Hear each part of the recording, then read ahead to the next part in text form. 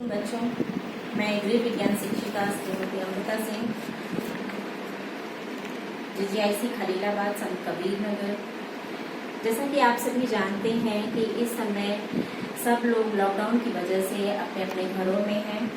इस समय का सदुपयोग करते हुए, सरकार के दिशा निर्देशों का पालन करते हुए वीडियो क्लिप के माध्यम से आज मैं अपनी पहली क्लास 10th की लेने जा रही हूँ, जिसमें मैं खंड गृह प्रबंध से पहला अध्याय शिक्षिका द्वारा प्रतिवर्ष बजट का प्रदर्शन, इसके बारे में आपको कुछ जानकारी दूंगी।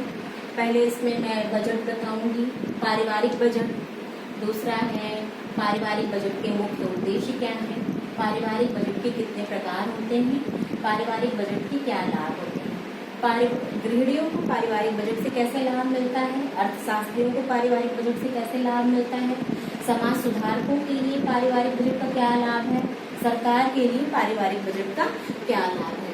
अब मैं आपको बताऊंगी बजट क्या है। पारिवारिक बजट किसी परिवार की एक निश्चित अवधि में उसके द्वारा किए गए आय और व्यय का लेखा जोखा होता है, जिसको हम लोग पारिवारिक बजट या बजट कहते हैं। जो हम लोग परिवार के एक निश्चित अवधि में जो हमारा आय होता है और जो हम उस आय का व्यय करते हैं, उसका लेखा जोखा होता है।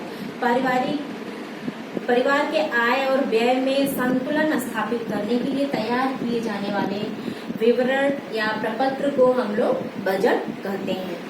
उसके बाद हमारा आएगा पारिवारिक बजट। पारिवारिक बजट क्या है? एक निश्चित अवधि में पारिवारिक बजट किसी परिवार का एक निश्चित अवधि में आय व्यय का लेखा जोखा होता है। पारिवारिक बजट परिवार के व्ययों को नियंत्रित करने का एक मूल मंत्र है, जिसका अनुसरण कर परिवार के सदस्य सीमित साधन एवं सीमित संसाधनों में सुखी एवं संपन्न जीवन व्यतीत कर सकते हैं। यानी इसको फॉलो करके पारिवारिक बजट बना के हम लोग एक कम आय में अपने परिवार के सभी सदस्यों की आवश्यकताओं की मूलभूत आवश्यकताओं की पूर्ति करते हुए उनके जीवन को सुखमय एवं समृद्ध बना सकते हैं। इसी में आगे रेबर ने पारिवारिक बजट की क्या परिभाषा दी? उन्होंने पारिवारिक बजट को पारिवारिक आय को व्यवस्थित रूप से इस प्रकार व्यय करने का ढंग बताया, जिससे परिवार के अधिकतम सदस्यों के सुख एवं कल्याण में वृद्धि हो सके। पारिवारिक बजट असावधानी पूर्वक तथा अव्यवस्थित ढंग से धन को व्यय करने के स्थान पे उसको विवेकपूर्ण तरीके से प्रतिस्थापित करने का एक योजनाबद्ध तरीका है। ग्रेग के अनुसार तथा रस के अनुसार पारिवारिक बजट को किस प्रकार परिभाषित किया गया? बजट भूत के व्यय, भविष्य के अनुमानित व्यय और वर्तमान समय की मदों पर निश्चित व्यय का विवरण होता है। यानी कि जो हमारा जो भविष्य में हम लोगों ने भूत में जो हम लोगों ने व्यय कर दिया, भविष्य में अनुमानित व्यय यानी भविष्य में हमारा अनुमानित व्यय क्या है, और वर्तमान समय की मदों पर निश्चित व्यय का लेखा जोखा जो हमारा है, उसी को इन्होंने परिभाषित किया पारिवारिक बजट। अतः हम कह सकते हैं कि पारिवारिक बजट किसी परिवार की एक निश्चित अवधि में होने वाले आय और व्यय को प्रदर्शित करने का एक प्रपत्र मात्र है। यानी कि एक जो हम लेखा जोखा तैयार करते हैं कि परिवार की कितनी आय है और उस आय का हम कितना व्यय कर सकते हैं हमारी परिवार की आवश्यकताओं को पूरा करने के लिए, उसी का लेखा जोखा है, उसी को हम लोग बजट कहते हैं, पारिवारिक बजट कहते हैं। उसके बाद हम यहाँ आएंगे पारिवारिक बजट के मुख्य उद्देश्य। पारिवारिक बजट के मुख्य उद्देश्य क्या है? परिवार के सदस्यों की संख्या, उनकी कुल आय कितनी होती है उसका सही विवरण जानना, सभी प्रकार के व्ययों का क्रमिक ज्ञान। तीसरा है पारिवारिक आवश्यकताओं एवं रहन सहन की स्तर का ध्यान रखना कि उनकी क्या आवश्यकता है और उनका कैसा रहन सहन का स्तर है। चौथा हमारा है आकस्मिक कार्यों के लिए बचत का प्रावधान रखना, यानी कि जो हमारी आकस्मिक आवश्यकताएं आती हैं उनके लिए हम बचत किस प्रकार से करें उसकी आवश्यकताओं को पूरा करने के लिए। उसके बाद हमारा आता है पांचवा, परिवार को अपनी पारिवारिक आय में वृद्धि करने के लिए प्रेरित करना। जो हमारे परिवार के जो आय के स्रोत हैं, यानी कि जो आय अर्जित करते हैं उनको अपने आय को बढ़ाने के लिए उनको प्रेरित करना, परिवार के सदस्यों द्वारा किए जाने वाले अनावश्यक व्यय पर नियंत्रण रखना। परिवार के सदस्यों के द्वारा जो अनावश्यक व्यय किया जाता है, जैसे हम लोग तमाम भोग विलासिता की चीजों में जो हम लोग अनावश्यक व्यय करते हैं, जैसे मोबाइल फोन हुआ, टीवी हुआ, इन सारी चीजों में जो हम लोग अनावश्यक व्यय करते हैं उस व्यय पर नियंत्रण करके भी हम लोग पारिवारिक बजट को का उद्देश्य को पूरा कर सकते हैं। इसमें हमारा है पारिवारिक बजट के प्रकार। पारिवारिक बजट के प्रकार सामान्य तौर पर पारिवारिक बजट के निर्माण में पारिवारिक आय, पारिवारिक व्यय, पारिवारिक बचत जैसे 3 मुख्य तत्वों को प्रमुखता दी जाती है, जिनका वर्गीकरण इस प्रकार किया गया है। पारिवारिक बजट के प्रकार जो है 3 है। संतुलित बजट, दूसरा है घाटे का बजट और तीसरा है बचत का बजट। अब हमारा संतुलित बजट क्या है इसके बारे में हम जानेंगे। संतुलित बजट, संतुलित किसी परिवार के बजट में व्यय को आय के समकक्ष रखा जाता है, यानी जो परिवार का आय होता है और व्यय दोनों एक बराबर होते हैं, ना कोई कम होता है ना कोई ज्यादा होता है, ना इसमें लाभ होता है ना इसमें बचत होता है। इस प्रकार के बजट को हम लोग संतुलित बजट कहते हैं। इस प्रकार के बजट की व्यवस्था होने पर किसी प्रकार का ऋण लेने की आवश्यकता नहीं पड़ती है, लेकिन जो भविष्य से संबंधित आवश्यकताओं की पूर्ति होती है या परिवार के भविष्य जो है वो सुरक्षित नहीं रह पाता है। इस प्रकार के बजट को उत्तम बजट नहीं कहा जा सकता है। जो हमारा संतुलित बजट होता है इसमें ऋण लेने की आवश्यकता नहीं होती है, लेकिन ये हमारे जो भविष्य के लिए या हमारे भविष्य के कामों के लिए जो सुरक्षित है वो भविष्य को सुरक्षित रखने के लिए संतुलित बजट जो हमारा होता है वो उत्तम नहीं होता है। उसके बाद हमारा आता है घाटे का बजट। घाटे का बजट क्या होता है? घाटे का बजट किसी परिवार के एक निश्चित अवधि में विशेष व्यय का प्रावधान कुल आय से अधिक होता है, यानी जो हमारा आय होता है उससे हमारा व्यय जो होता है वो कहीं ज्यादा होता है। इस प्रकार के बजट को हम लोग उत्तम बजट नहीं, घाटे का बजट जो हमारा है ये उत्तम बजट नहीं माना जाता है, क्योंकि इसमें जो हमारा आय होता है एक निश्चित अवधि में जो आय होती है उस आय से अधिक व्यय होता है। तो इस प्रकार के बजट को हम लोग घाटे का बजट कहते हैं, जिसमें आय से ज्यादा व्यय होता है। इस प्रकार के बजट, ये जो बजट होता है वो उत्तम बजट नहीं होता है। इस प्रकार के बजट में हम लोग आकस्मिक आवश्यकताओं के लिए जो धन अर्जित करते रहते हैं उस धन को भी हम लोग इसमें अपने आवश्यकताओं को पूरा करने के लिए खर्च करना पड़ता है।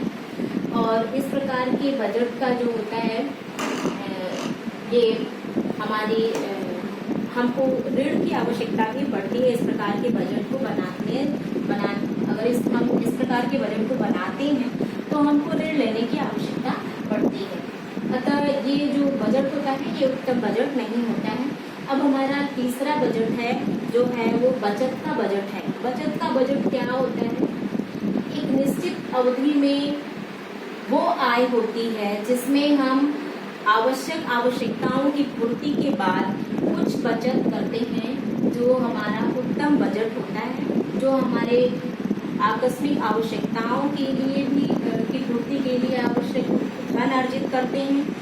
इस प्रकार का बजट जो होता है वो उत्तम होता है। इसमें हमको कोई ऋण लेने की आवश्यकता नहीं होती है और इस प्रकार का जो बजट होता है हमारे सर्वांगीण विकास के लिए उत्तम होता है, हमारे लिए की अर्थव्यवस्था को सुचारू रूप से चलाती है, अर्थव्यवस्था हमारी इससे मजबूत रहती है। इस प्रकार का बजट जो होता है वो सर्वोत्तम बजट होता है। हमारा बचत का बजट जो होता है वो सबसे उत्तम बजट होता है।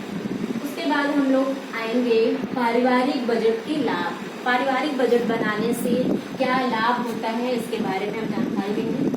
पहले तो पारिवारिक बजट बनाने से लाभ जो होता है वो हमारी गृहिणियों को किस प्रकार से होता है। पहला है आय का सदुपयोग। जो हमारी गृहिणियाँ होती हैं वो आय का सदुपयोग करती हैं। सभी लोग जानते हैं कि सभी के घरों में घर की देख रेख, घर को नियंत्रित करने का कार्य या घर को संचालित करने का कार्य अधिकतर गृहिणियाँ ही करती हैं। इसलिए उनको पारिवारिक बजट बनाने का क्या लाभ होता है और इसकी जानकारी उनको अवश्य होनी चाहिए।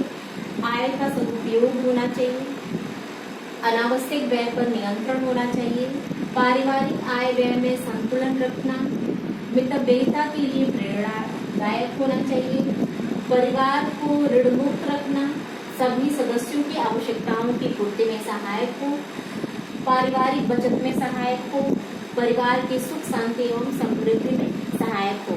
तो जब हमको पारिवारिक बजट का ज्ञान होगा तभी हम इस प्रकार का बजट बना सकते हैं जिससे हमारी आय का सदुपयोग हो सके, अनावश्यक व्यय पर नियंत्रण हो सके, पारिवारिक आय व्यय में संतुलन बना रहे और मितव्ययिता की प्रेरणा देने का कार्य करे, परिवार को ऋण मुक्त करे, यानी मितव्ययिता मतलब अपने आत्म नियंत्रण का कार्य करें। उसके बाद हमारा आता है सभी सदस्यों की आवश्यकताओं की पूर्ति में सहायक होता है, पारिवारिक बचत में सहायक होता है। हम अपने परिवार की सभी आवश्यकताओं को पूरा करने के बाद हम कितना धन अर्जित कर सकते हैं या बचा सकते हैं, सेविंग में भी सहायक होता है। परिवार की सुख शांति एवं समृद्धि में सहायक होता है। जब हम इन सारी चीजों का अच्छे से इसका नियंत्रण करेंगे तो हमारे सुख और समृद्धि में अवश्य वृद्धि होगी। उसके बाद हमारा है अर्थशास्त्रियों के लिए पारिवारिक बजट का लाभ। अर्थशास्त्रियों को किस प्रकार से पारिवारिक बजट का लाभ होता है? पारिवारिक बजट समाज व अर्थशास्त्रियों को भी लाभ पहुंचाता है। अर्थशास्त्री समाज के विभिन्न वर्गों के पारिवारिक बजट का अध्ययन करते हैं अथवा वो सभी वर्ग के लोगों का पारिवारिक बजट देखते हैं कि किस प्रकार के लोगों का किस तरह का पारिवारिक बजट होता है। उसके फलस्वरूप उनसे सूचनाएं प्राप्त करते हैं। इन सूचनाओं से वे समाज में प्रचलित आय व्यय के प्रतिमानों की जानकारी प्राप्त करते हैं और फिर उनके आधार पर देश की आर्थिक नीतियों का निर्धारण करते हैं। इस प्रकार पारिवारिक बजट का निर्माण अर्थशास्त्री के लिए सैद्धांतिक एवं व्यवहारिक रूप से या व्यवहारिक दृष्टिकोण से बहुत महत्वपूर्ण होता है। उसके बाद हमारा आता है समाज सुधारकों के लिए पारिवारिक बजट का लाभ। समाज सुधारक को पारिवारिक बजट का कैसे लाभ होता है? क्योंकि वर्तमान समय में हम सभी जानते हैं कि निर्धनता, ऋणग्रस्तता या नशाखोरी, वेश्यावृत्ति, बाल श्रमिकों की समस्या जो हमारे यहाँ है भारतीय समाज में, ऐसी महत्वपूर्ण सामाजिक आर्थिक समस्याएं हैं जो प्रत्यक्ष तथा परोक्ष रूप से पारिवारिक अर्थव्यवस्था से जुड़ी हुई हैं। भिन्न भिन्न वर्गों के परिवार के बजट के अध्ययन एवं विश्लेषण द्वारा इन आर्थिक सामाजिक समस्याओं के समाधान के उपाय खोजना सरल हो जाता है। जब हम पारिवारिक बजट बनाते हैं तो हमारे जो समाज सुधारक होते हैं उनके लिए इसका ज्ञान सरल हो जाता है, उनके कि हमारे यहाँ किस तरह की पारिवारिक अर्थव्यवस्था या सामाजिक आर्थिक अर्थव्यवस्था की समस्या है। उसके बाद हमारा आता है सरकार के लिए पारिवारिक बजट का लाभ। सरकार के लिए पारिवारिक बजट का लाभ कैसे होता है? देश की आर्थिक दशा को समझने के लिए नागरिकों की समस्याओं के विषय में जानकारी प्राप्त करने तथा बचत की योजनाओं को लागू करने के लिए पारिवारिक बजट सहायक होता है।